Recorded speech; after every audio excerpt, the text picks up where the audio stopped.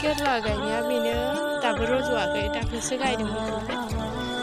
जोंहा बिदिनो माने आबाद मावो आरो जोंना बाबाया बिदिनो अनेकनि आबाद मावो बिदिनो केरला बायदिसिना आस' दिनैहाय बानलु गायनो नागिरदों बेनो केरलानि सांआ बैसाङा बेयावनो मानहोगोन केरलाखौ ओमफ्राय जोङो बानलु खायनो थांबाय थानोसै बारा गोजान गैखालानै बे खाथियाव गायखो कल भी लगा लिया था ये मिर्ची पाउडर छोटा छोटा है तो आज भी लगाऊंगी कल थोड़ा सा लग गया था और ज़्यादा लगाना है तो हम लोग यहाँ पे लेके आ गए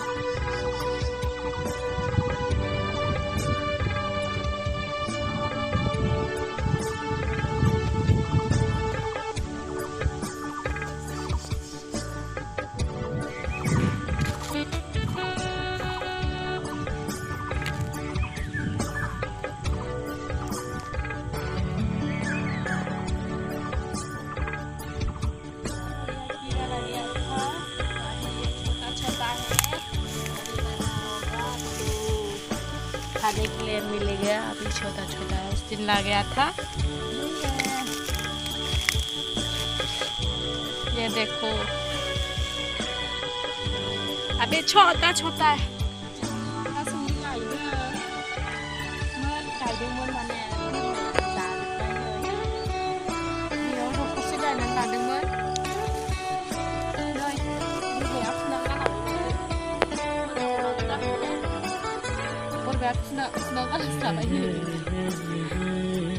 गायनायनिफ्राय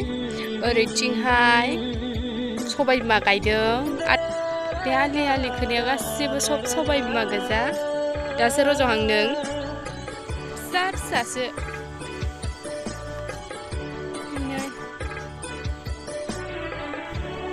सानब्रैसोल' जादों फिसा फिसा आरोना गायजोबदों गासिबो आलि आलि खोनानै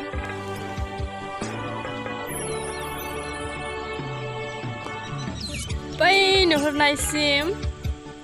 गोबाङानो एसे जोंहा बाबाया बिराद खेथि मावोना आधा बिगानि एसे बारासो जागोन सबाय बिमाया नायलांबाय थादो बेसे गुवार आं खोन्थालांबाय थानोसै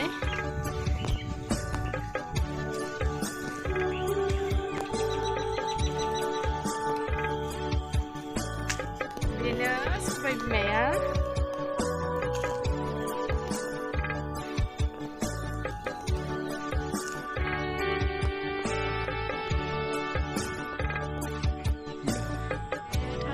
बे कनिकुसि थास' नैबे बिथिंना बियो बाबाया माबा उइदार दालगासिनो हाग्रा जादों दाख्लै मुलि सारदोंमोन होमबाबो बेखौहाय बिदिनो उइदार नारनानै खोनांगौ आरोना ओमफ्राय ओरैनो आसिना थास' ओरैथि थुदो नायलांबाय थादो